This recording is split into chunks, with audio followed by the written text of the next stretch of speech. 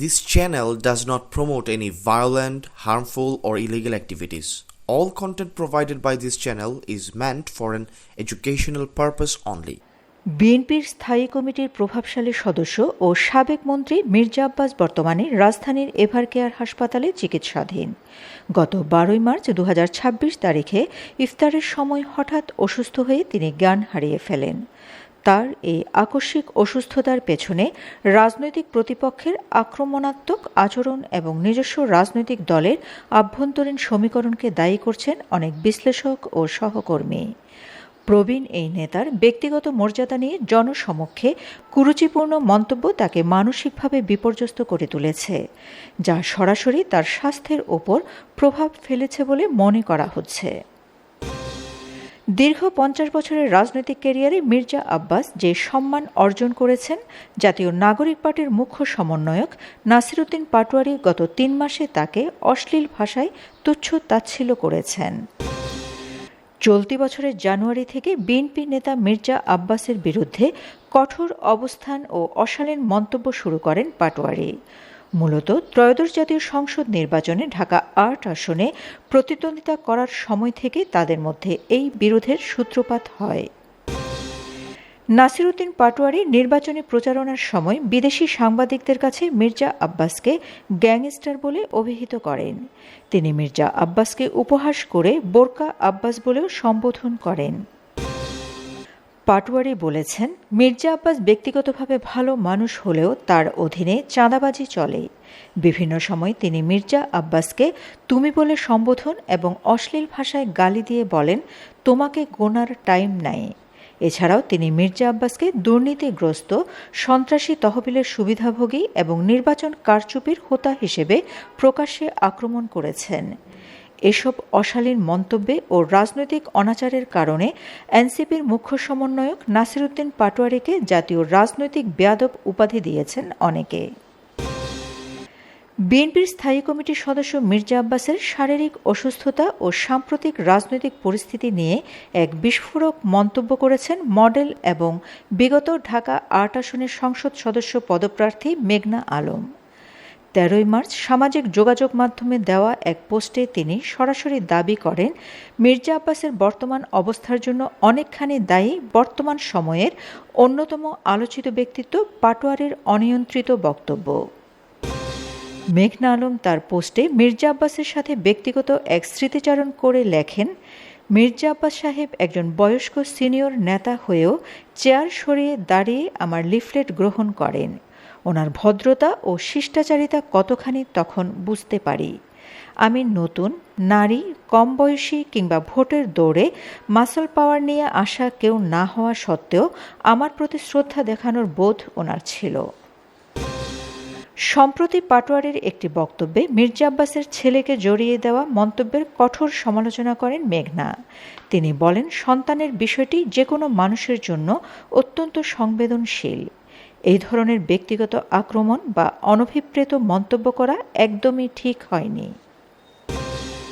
পোস্টের শেষ দিকে মেঘনা আলম আশা প্রকাশ করেন যে মির্জা আব্বাস দ্রুত সুস্থ হয়ে জনসমক্ষে ফিরবেন। তবে তিনি স্পষ্ট করে বলেন, মির্জা আব্বাসের কিছু হলে তার 80% দায়ী থাকবে পাটোয়ারীর অনিয়ন্ত্রিত কথাবার্তা। তিনি মনে করেন, এ ধরনের অসংলগ্ন ও আক্রমণাত্মক বক্তব্যই প্রবীণ এই নেতার উপর মানসিক ও রাজনৈতিক চাপ সৃষ্টি করেছে। এবার আসা যাক মির্জা আব্বাসের অসুস্থতার জন্য বিএনপি দায়ী প্রসঙ্গে। অনেকে মনে করছেন, শুধু বাহিরের আক্রমণ নয়, দলের ভেতরকার পরিস্থিতিও আব্বাসকে অসুস্থতার দিকে ঠেলে দিয়েছে। মির্জা আব্বাস বিএনপির জন্য দীর্ঘকাল ত্যাগ স্বীকার করলেও দল তাকে যথাযথ মূল্যায়ন করেনি। তার অধীনে ছাত্রদল, যুবদল রাজনীতি করেছেন। হাঁটু গেড়ে বসে থাকতেন এমন অনেকে মন্ত্রিপরিষদে গুরুত্বপূর্ণ পদে স্থান পেয়েছেন। অথচ বেগম জিয়ার মন্ত্রিপরিষদে স্থান পাওয়া মির্জা আব্বাসকে প্রধানমন্ত্রীর রাজনৈতিক উপদেষ্টা করে অনেকটা অবমূল্যায়ন করা হয়েছে। রাজনৈতিক কঠিন সময়ে দলের পক্ষ থেকে প্রয়োজনীয় সংহতি বা সুরক্ষা না পাওয়ার অনুভূতি তাকে ভেতর থেকে দুর্বল করে দিয়েছে। বিশ্লেষকদের মতে যখন একজন সিনিয়র নেতা অনুভব করেন যে তার নিজের দলই তার পাশে শক্তভাবে দাঁড়াচ্ছে না, তখন বাহিরের আক্রমণগুলো আরও বেশি পীড়াদায়ক হয়ে ওঠে। এনসিপির মুখ্য সমন্বয়ক নাসিরউদ্দিন পাটোয়ারি যখন ক্রমাগতভাবে মির্জা আব্বাসকে অশ্লীলভাবে মানহানিকর বক্তব্য দিয়ে যাচ্ছিলেন, তখন দল তার পক্ষে অবস্থান নেয়নি, বরং বিপক্ষে অবস্থান নিয়েছেন। মির্জা আব্বাসের পক্ষে পাটোয়ারির বিরুদ্ধে গত ৮ই মার্চ রমনা থানা বিএনপির সভাপতি আশরাফুল ইসলাম ঢাকা সিএমএম আদালতে একটি মামলা দায়ের করেন। আদালত নাসিরউদ্দিন পাটোয়ারিকে আদালতে উপস্থিত হওয়ার জন্য সমন জারি করেন। এতে ক্ষুব্ধ হয় বিএনপির সর্বোচ্চ নীতি নির্ধারক। কয়েক ঘণ্টার ব্যবধানে রমনা থানা বিএনপির সভাপতি আশরাফুল ইসলামকে কারণ দর্শানোর নোটিশ প্রদান করেন। এই ঘটনায় মির্জা আব্বাস ও তার অনুসারীরা মর্মাহত হন।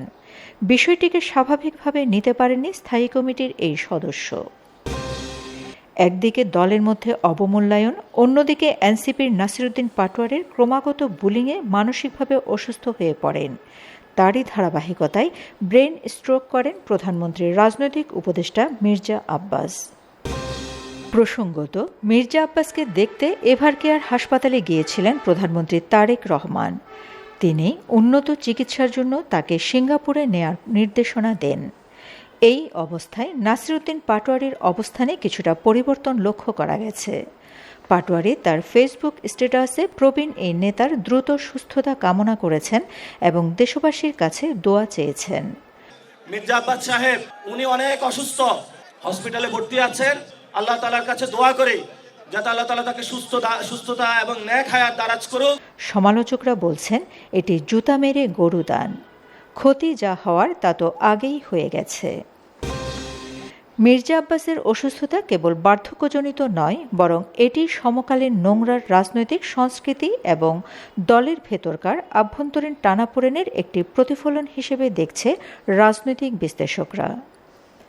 Shamima Chowdhury Shammi, BNA news 24। আমার সোনার বাংলা, আমি তোমার